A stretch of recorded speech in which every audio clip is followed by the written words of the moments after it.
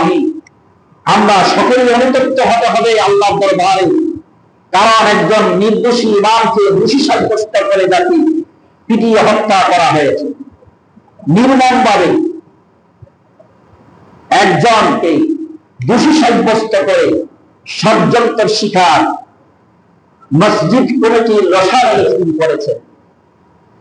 মসজিদ কমিটির দুই ভাগকে কেন্দ্র করে একজন ইমামকে পিটিয়ে হত্যা করা হয়েছে। সেটার জন্য আমরা আল্লাহর দরবারে প্রার্থনা করবো, আল্লাহ যেন সেটার বিচার করে সকলে বলি আমিন।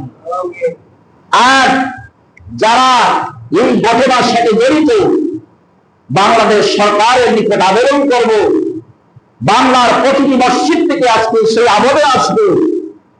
আমরা চাই সেটা সঠিক তদন্ত করে যেন নিরীহ ইমাম তার বিচারটা যেন সে করে দেয়, আর যেন কোনো বাংলার ইমাম এভাবে নির্যাতিত না হয়। কারণ ইমামরা হচ্ছে বাংলাদেশের মধ্যে সবচাইতে আপনার অবহেলিত, বাংলার ইমামরা সবচাইতে অবহেলিত। যে ইমাম মাওলানা রইসুদ্দিন সাহেব, তিনার মাকে বলেছিলেন, একমাত্র মায়ের সন্তান, মাকে বলেছিলেন, মা আমি বাজার করে নিয়ে আসবো। 2 মাস হয় তিনি চাকরি নিয়েছেন মসজিদে, বেতন পান নাই।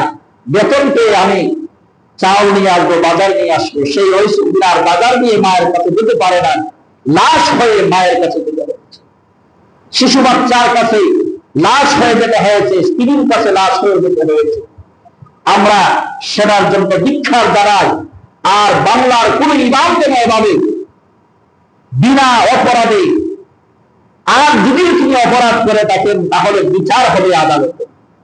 মানুষ মানে কি ভুল করতে পারে, যেহেতু তার উপরে এখনো পর্যন্ত একটি প্রমাণ হয় নাই, বিনা প্রমাণেই তাকে ধরে পিটিয়ে হত্যা করা হয়েছে, সেজন্য আমরা তার মাগফিরাত কামনা করি। আর তার জন্য প্রশাসনের কাছে আমরা অনুরোধ করব, সেজন্য সঠিক বিচার পায়। যারা সেই কাজের সাথে জড়িত তাদেরকে যেন বিচারের আওতায় আনা হয়। আল্লাহ তাআলা যেন, কারণ এক এলাকায় মুসলমানদের মধ্যে বিভিন্ন মতামত থাকতে পারে, এক এক জনের এক এক মত। কেউ 8 রাকাত তারাবি করে, কেউ 20 রাকাত তারাবি করে। সেটা নিয়ে আমি শুনলাম মিডিয়াতে, আমি দেখতে পাইলাম কতটুকু সত্য কতটুকু মিথ্যা। সেই কমিটি থেকে 2 ভাগ হয়েছে, একদল করবে 8 রাকাত, আরেক দল করবে 20 রাকাত।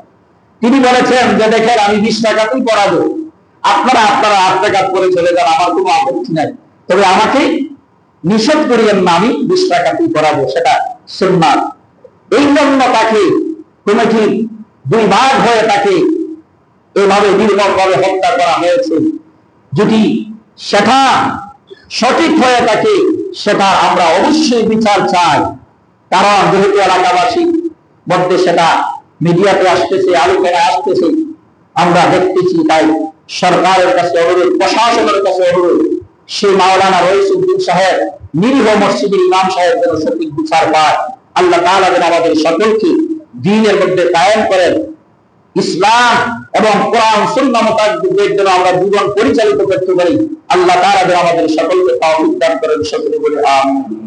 বালাগাল্লাহু বিকামালিহি।